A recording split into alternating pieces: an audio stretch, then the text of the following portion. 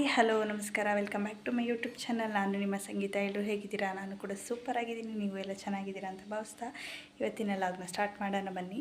So friends, ಇವತ್ತು Monday. So ನಾಳೆ ಯುಗಾದಿ ಹಬ್ಬ. ಸೊ ಅದರ ಹಿಂದಿನ ದಿನದ ಲಾಗ್ ಆಗಿರುತ್ತೆ ಇದು.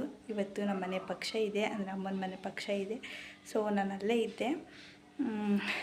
ನೆನ್ನೆ ಅಷ್ಟೇ ಬಂದೆ, ನೆನ್ನೆ ಸಂಜೆ ಬಂದೆ. ಇಲ್ಲಿ ಹಬ್ಬ ಮುಗಿಸ್ಬಿಟ್ಟು ಹೋಗೋಣ ಅಂದ್ಬಿಟ್ಟು. ಸೊ ಪೂಜೆ ಎಲ್ಲ ಆಯಿತು, ತಿಂಡಿ ಇನ್ನೂ ಏನು ಮಾಡಿಲ್ಲ. ನಾನು ಅಮ್ಮನ ಮನೆಗೆ ಹೋಗ್ತಾ ಇದ್ದೀನಿ. ಸೊ ಟೈಮ್ ಇವಾಗ 8:45 ಈಗ ಹೊರಡ್ತಾ ಇದ್ದೀನಿ. ಸೊ ಪೂಜೆ ಎಲ್ಲ ಮುಗೀತು, ಈಗ ಹೊರಡ್ಬೇಕಷ್ಟೇ. ಸೊ ಪಾಪು ಅಮ್ಮನ ಮನೆಯಲ್ಲೇ ಇದ್ದಾನೆ, ಮತ್ತೆ ಹೋಗ್ತೀನಲ್ವ ಅಂದ್ಬಿಟ್ಟು ಬಿಟ್ಬಿಟ್ಟು ಬಂದೆ. ಸೊ ಇವತ್ತು ಪಕ್ಷ ಇರುತ್ತೆ. ಸೊ ನೋಡೋಣ ಯಾವ ರೀತಿ ಮಾಡ್ತೀವಿ ಅನ್ನೋದೆಲ್ಲ ನಿಮ್ಮ ಹತ್ರ ಕೂಡ ಶೇರ್ ಮಾಡ್ಕೋತೀನಿ. ಸೊ ವಿಡಿಯೋ ಎಲ್ಲೂ ಸ್ಕಿಪ್ ಮಾಡಿದೆ ಕೊನೆವರೆಗೂ ನೋಡಿ. ಹಾಗೆ ಇನ್ನೂ ನನ್ನ ಚಾನಲ್ನ ಸಬ್ಸ್ಕ್ರೈಬ್ ಮಾಡ್ತೇ ನೋಡ್ತೀರಾ, ಪ್ಲೀಸ್ ಸಬ್ಸ್ಕ್ರೈಬ್ ಮಾಡಿಕೊಂಡು ನನಗೆ ಸಪೋರ್ಟ್ ಮಾಡಿ ಅಂತ ಹೇಳ್ತಾ ಇವತ್ತಿನ ಲಾಗ್ನ ಸ್ಟಾರ್ಟ್ ಮಾಡ್ತಾಯಿದ್ದೀನಿ. ಸೊ ಈಗ ಪೂಜೆ ಆಗಿದೆ, ಬನ್ನಿ ತೋರಿಸ್ತೀನಿ ಯಾವ ರೀತಿ ಮಾಡಿದ್ದೀನಿ ಅಂತ. ಸೊ ಫ್ರೆಂಡ್ಸ್, ಪೂಜೆ ಎಲ್ಲ ಮಾಡಿದ್ದೀನಿ ಇವಾಗ. ಸೊ ಸಿಂಪಲ್ಲಾಗಿ ಪೂಜೆ ಮಾಡಿದೆ. ಸೊ ಹಬ್ಬದ ದಿನ ಎಲ್ಲ ಮಾಡೋಕ್ಕಾಗಲ್ಲ, ಸೊ ಊರಲ್ಲಿರೋದ್ರಿಂದ ನಾನು ಮಾಡೋಕ್ಕಾಗಲ್ಲ ಅಂದ್ಬಿಟ್ಟು ಇವತ್ತೇ ಮಾಡಿಬಿಟ್ಟೆ. ನಾನು ಅಮಾವಾಸ್ಯೆ ದಿನವೇ ಇಟ್ಟು ಪೂಜೆ ಮಾಡಿದೆ. ಸೊ ಹಬ್ಬದ ದಿನ ನಮ್ಮ ಮನೆಯವ್ರು ಹಂಗೇನೆ ದೀಪ ಹಚ್ತಾರೆ ಅಂತ ಅಂದ್ಬಿಟ್ಟು ಸೊ ತೋರಣ ಎಲ್ಲ ಕಟ್ಟಿ ಹೊರಗಡೆ ಎಲ್ಲ ಪೂಜೆ ಮಾಡಿ ಎಲ್ಲವೂ ಕೂಡ ಕಂಪ್ಲೀಟಾಗಿ ಮಾಡಿ ಮುಗಿಸಿದ್ದೀನಿ. ತೋರಣ ಎಲ್ಲ ಬಾಗಿಲಿಗೆಲ್ಲ ಕಟ್ಟಿದ್ದೀನಿ. ಮಾವಿನ ಸೊಪ್ಪು, ಬಾಳೆಕೊಂದೊಂದು ಮಿಸ್ ಆಯಿತು, ಬಟ್ ಇರಲಿ ಅಂದ್ಬಿಟ್ಟು ಅಷ್ಟು ಮಾತ್ರ ಕಟ್ಟಿ ಪೂಜೆ ಮಾಡಿ ಬಂದೆ. ಸೊ ಸ್ವಲ್ಪ ಸಾಮಾನು ತಗೊಬರೋದಿತ್ತು ಅಡುಗೆಗೆ, ಮತ್ತು ಪೂಜೆ ಸಾಮಾನೆಲ್ಲ ಬೇಕಿತ್ತು. ಅಮ್ಮವ್ರು ತಂದಿದ್ರು, ಕೆಲವೊಂದನ್ನು ನಾನು ತೊಗೊಬರೋಕ್ಕೆ ಹೇಳಿದರು. ಅದನ್ನು ಬರ್ತಾ ಹಾಗೆಯೇ ತೊಗೊಂಡು ಬಂದೆ. ಸೊ ತೊಗೊಂಬರೋಷ್ಟ್ರೊಳಗಡೆ ಅಮ್ಮ ಒಬ್ಬಟ್ಟಿಗೆ ಮತ್ತು ಹೊಡೆಗೆ ಎಲ್ಲವಕ್ಕೂ ಕೂಡ ರೆಡಿ ಮಾಡ್ಕೊತಾ ಇದ್ರು. ಸೊ ಅವೆರಡೇ ತಿಂಡಿ ಬ್ಯಾಲೆನ್ಸ್ ಇದ್ದಿದ್ದು. ಸೊ ಅವೆರಡು ಕೂಡ ರೆಡಿ ಮಾಡ್ಕೊಬಿಡೋಣ ಅಂದ್ಬಿಟ್ಟು ರೆಡಿ ಮಾಡ್ಕೊತಾ ಇದ್ರು. ಸೊ ನನ್ನ ಮಗ ಅಂತೂ ಮಧ್ಯೆ ಅದು ಇದು ಅಂತ ಕೇಳ್ತಾನೇ ಇದ್ದ. ಸೊ ಅದಾದಮೇಲೆ ಅವನ್ನ ಕೂರಿಸ್ಕೊಂಡು ತಂಗಿ ಸೊಪ್ಪೆಲ್ಲ ಬಿಡಿಸ್ತಾಯಿದ್ಲು. ಅಡುಗೆಗೆಲ್ಲ ಸೊಪ್ಪೆಲ್ಲ ಬಿಡಿಸ್ಬೇಕಿತ್ತು, ನುಗ್ಗೆಕಾಯಿ ಬಿಡಿಸ್ಬೇಕಿತ್ತು. ಅದನ್ನು ಅವಳು ಮಾಡ್ಕೋತಾಯಿದ್ಲು. ನಾನು ಮತ್ತು ಅಮ್ಮ ಒಬ್ಬಿಟ್ಟು ಮತ್ತು ವಡೆನ ಬೇಯಿಸ್ಬಿಡೋಣ ಅಂದ್ಬಿಟ್ಟು ಮಾಡ್ತಾಯಿದ್ದು. ಸೊ ಅವಳು ಪಾಪು ನೋಡಿಕೊಂಡು ಹೊರಗಡೆ ಸೊಪ್ಪು ಬಿಡಿಸೋದು ಇದೆಲ್ಲ ಬೇರೆ ಕೆಲಸ ಎಲ್ಲ ಅವಳು ಮಾಡ್ಕೋತಾಯಿದ್ಲು. ಏಕೆಂದರೆ ಅವನ್ನ ಕಟ್ಕೊಂಡು ಅಡುಗೆ ಮಾಡೋಕ್ಕೆಲ್ಲ ಆಗಲ್ಲ ಅಂತ ಅಂದ್ಬಿಟ್ಟು ಅವಳ ಜೊತೆಗೇ ಬಿಟ್ಬಿಟ್ಟಿದ್ದೆ. ಸೊ ಅದೆಲ್ಲ ಮುಗಿಸೋಷ್ಟ್ರೊಳಗಡೆ ತುಂಬ ಹೊತ್ತೇ ಆಯಿತು. ಇವಾಗ ಒಂದು ಸೈಡು ವಡೆ ಮಾಡ್ತಾಯಿದ್ದೀನಿ, ಹಾಗೆ ಒಂದು ಸೈಡ್ ಅಮ್ಮ ಒಬ್ಬಿಟ್ಟು ಮಾಡ್ಕೋತಾ ಇದ್ದರು. ನಾನು ವಡೆ ತಟ್ಕೊಂಡು ವಡೆ ಮಾಡ್ಕೊತಾ ಇದ್ದೆ. ಸೊ ನನ್ನ ಮಗ ಒಳಗಡೆ ಬರೋದು, ಏನೋ ಮಾಡ್ತಿದ್ದಾರೆ ನಾನು ಮಾಡ್ತೀನಿ ಅನ್ನೋದು ಅವನಿಗೂ ಒಂದು ಆಸೆ ಇರುತ್ತೆ ಅಲ್ವ. ಸೊ ಅವನು ಹೋಗೋದು ಬರೋದು ಇದೇ ಮಾಡ್ತಾಯಿದ್ದ. ಅದೆಲ್ಲವೂ ಕೂಡ ಆದಮೇಲೆ ಅಡುಗೆಗೆ ರೆಡಿ ಮಾಡ್ತಾಯಿದ್ದೆ. ಈ ಸಲ ಅಮ್ಮ ಎಲ್ಲ ಕೆಲವು ಹೆಲ್ಪ್ ಮಾಡಿಕೊಟ್ರು, ಅಡುಗೆ ಎಲ್ಲ ನಾನೇ ಮಾಡಿದೆ. ಸೊ ಇಷ್ಟು ವರ್ಷ ಹೇಗಾಗ್ತಿತ್ತು ಅಂದರೆ ನಾನು ನನ್ನ ತಂಗಿ ಹೆಲ್ಪ್ ಮಾಡ್ತಿದ್ವಿ, ಅಮ್ಮ ಮಾಡ್ತಾಯಿದ್ರು. ಸೊ ಈ ಸಲ ನಾನೇ ಮಾಡ್ತೀನಿ ಅಂದ್ಬಿಟ್ಟು ಮಾಡಿದೆ. ಸೊ ತುಂಬ ಚೆನ್ನಾಗಿ ಬಂದಿತ್ತು ಟೇಸ್ಟ್ ಅಂತೂ. ಅದಾದಮೇಲೆ ಸಾಂಬಾರು ಮಾಡಿದ್ದಾಯಿತು. ಇವಾಗ ಪಲ್ಯ ಮಾಡೋಣ ಅಂದ್ಬಿಟ್ಟು ಬೀನ್ಸ್ ಎಲ್ಲ ಕಟ್ ಮಾಡಿದ್ವಲ್ಲ, ಎಲ್ಲ ಪಲ್ಯ ಮಾಡ್ತಾಯಿದ್ವಿ. ಅದಾದಮೇಲೆ ಕುರ್ಮಾ ಮಾಡೋಕ್ಕೆ ಅಂದ್ಬಿಟ್ಟು ಕುರ್ಮಾ ಮಾಡ್ತಾಯಿದ್ದೆ.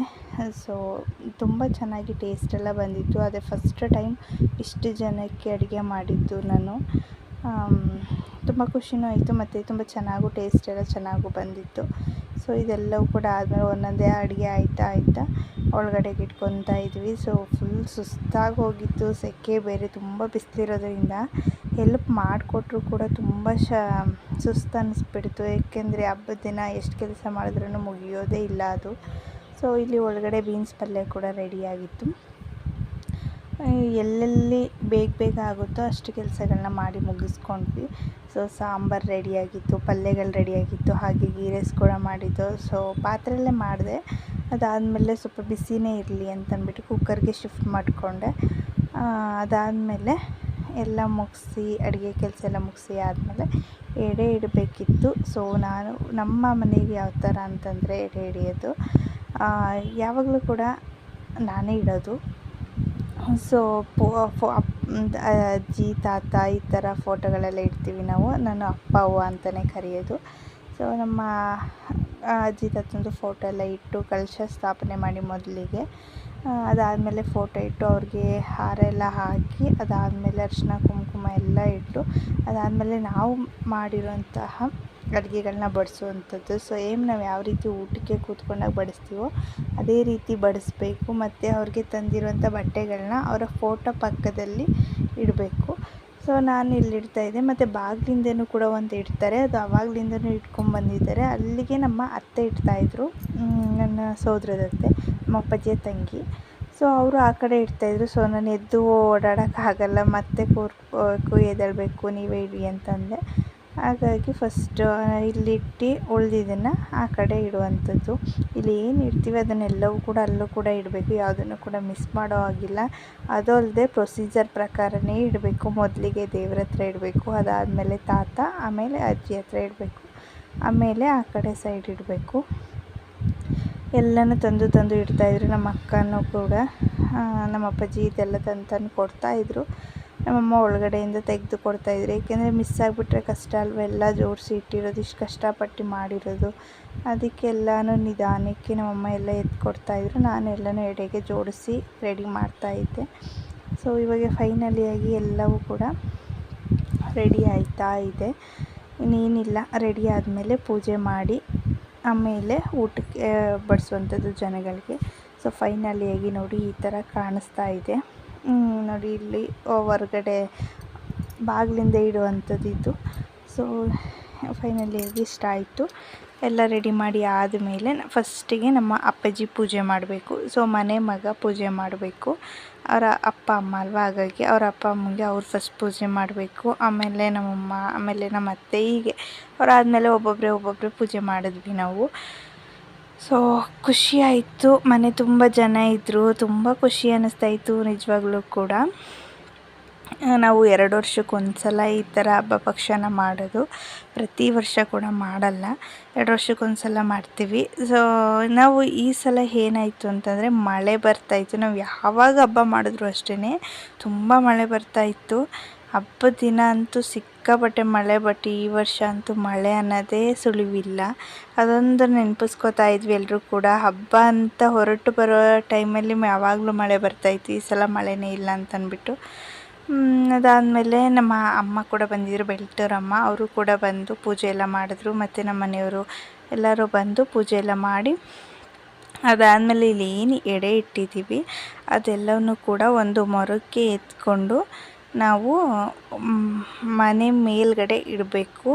ಸೊ ಅದರದ್ದು ಕ್ಲಿಪ್ಪಿಂಗ್ ಮಿಸ್ ಆಗಿದೆ. ಸೊ ಅದು ವಿಡಿಯೋ ಮಾಡ್ಕೊಳ್ಳಲಿಲ್ಲ, ಮಕ್ಕಳ ಹತ್ರ ಇತ್ತು ಫೋನು, ಹಾಗಾಗಿ ವಿಡಿಯೋ ಮಾಡ್ಕೊಳ್ಳಲಿಲ್ಲ ನಾನು. ಈ ಹಬ್ಬದ ಗಡಿಬಿಡಿಯಲ್ಲಿ ಮರ್ತೇ ಬಿಟ್ಟೆ. ಸೊ ಅದೆಲ್ಲವೂ ಕೂಡ ಮತ್ತೆ ಪೂಜೆ ಎಲ್ಲ ಆದಮೇಲೆ ಮತ್ತೆ ನಾನೆಲ್ಲ ಮೊರಕ್ಕೆ ಎತ್ತಬೇಕಿತ್ತು.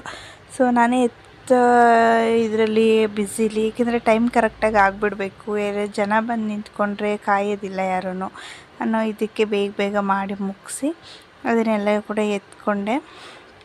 ಅದರದ್ದು ಕ್ಲಿಪ್ಪಿಂಗ್ ಮಿಸ್ ಆಗಿಬಿಟ್ಟಿದೆ. ಹಾಗಾಗಿ ಎಲ್ಲರದ್ದು ಕೂಡ ಪೂಜೆ ಎಲ್ಲ ಆದಮೇಲೆ ಎಲ್ಲವೂ ಕೂಡ ಮೊರಕ್ಕೆ ಎತ್ಕೊಂಡು ಆಮೇಲೆ ಮನೆ ಮೇಲೆ ಇಡಬೇಕು. ಮತ್ತು ಮನೆ ಒಳಗಡೆ ಕೂಡ ಯಾರೂ ಕೂಡ ಇರುವ ಹಾಗಿಲ್ಲ, ಮನೆ ಮೇಲೆ ಇಟ್ಟು ಮತ್ತೆ ಅಲ್ಲಿ ಪೂಜೆ ಮಾಡಿ ಅದಾದಮೇಲೆ ನಾವು ಒಳಗಡೆ ಬರುವಂಥದ್ದು. ಅಲ್ಲಿವರೆಗೂ ಕೂಡ ಮನೇಲಿ ಯಾರೂ ಕೂಡ ಇರುವಂಗಿಲ್ಲ, ಎಲ್ಲ ಖಾಲಿ ಬಿಡಬೇಕು. ಎಲ್ಲರೂ ಬಂದು ಊಟ ಎಲ್ಲ ಮಾಡಿ ಮುಗಿಸಿದ್ರು. ಸೊ ಅದು ಕೂಡ ಕ್ಲಿಪ್ಪಿಂಗ್ ತೊಗೊಳ್ಳಿಲ್ಲ. ಸೊ ನಮ್ಮ ಅತ್ತೆಯವರು ಊರಿಗೆ ಹೋಗ್ತೀವಿ, ನಾಳೆ ಹಬ್ಬ ಇದೆಯಲ್ವ, ಹಬ್ಬ ಮುಗಿಸ್ಕೊಂಡು ಸಂಜೆ ಹೊತ್ತಿಗೆ ಬರ್ತೀವಿ ಅಂತ ಅಂದ್ಬಿಟ್ಟು ನಮ್ಮ ಅಕ್ಕ ಹೊರಡ್ತಾಯಿದ್ರು. ಸೊ ನಾವು ಕೂಡ ಜಾಸ್ತಿ ಹಿಂಸೆ ಮಾಡೋಕ್ಕಾಗಲ್ಲ, ಯಾಕಂದರೆ ಯುಗಾದಿ ಹಬ್ಬ ಇರೋದರಿಂದ ಅವ್ರ ಮನೆಗಳಲ್ಲೂ ಪೂಜೆ ಮಾಡೋವಂಥದ್ದು ಇರ್ತದೆ ಅಲ್ವಾ. ಸೊ ಹಾಗಾಗಿ ನಾವು ಜಾಸ್ತಿ ಇರಿ ಅಂತ ಫೋರ್ಸ್ ಮಾಡೋಕ್ಕೂ ಆಗಲ್ಲ. ಸೊ ನಮ್ಮ ಅಕ್ಕ ಹೇಳಿದರು, ನಾನು ಖಂಡಿತವಾಗ್ಲೂ ಬಂದೇ ಬರ್ತೀನಿ ಅಂತ ಅಂದ್ಬಿಟ್ಟು. ಹಾಗಾಗಿ ಸರಿ ಆಯಿತು, ಹೋಗಿ ಬನ್ನಿ ಅಂದ್ಬಿಟ್ಟು ಕಳಿಸ್ಕೊಡ್ತಾ ಇದ್ವಿ. ಸೊ ನನ್ನ ಅಕ್ಕನ ಮಗಳು ಇವಳು, ನನ್ನ ಮಗ ಅಂದರೆ ಸಿಕ್ಕಾಪಟ್ಟೆ ಇಷ್ಟಪಡ್ತಾಯಿದ್ಲು. ಅದಾದಮೇಲೆ ನಾನು ನಮ್ಮ ಮನೆಯವ್ರು ಲಾಸ್ಟ್ ಫೈನಲಲ್ಲಿ ನಾವಿಬ್ಬರು ಕೂತ್ಕೊಂಡು ಊಟ ಮಾಡ್ತಾಯಿದ್ವಿ, ಅದರದ್ದು ಕ್ಲಿಪ್ಪಿಂಗು. ಸೊ ಫೈನಲಿಯಾಗಿ ಹಬ್ಬ ಎಲ್ಲ ಮುಗಿಸಿದ್ದಾಯಿತು. Hi, welcome back. ಹಾಂ ಹೇಳು.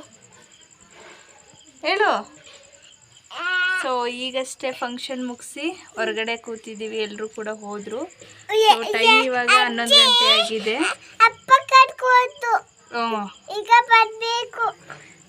ಅಷ್ಟೇ, ಈಗ ಫಂಕ್ಷನ್ ಎಲ್ಲ ಮುಗಿದಿದೆ. ಸೊ ಈ ವಿಡಿಯೋ ಕೂಡ ಇಲ್ಲಿಗೆ ಎಂಡ್ ಮಾಡ್ತಾ ನಾನು ನಿಮಗೆ ಮತ್ತೆ ಹೊಸ ಲಾಗ್ನೊಂದಿಗೆ ಸಿಗ್ತೀನಿ ಅಂತ ಹೇಳ್ತಾ ಎಲ್ರಿಗೂ take care and bye bye, see you.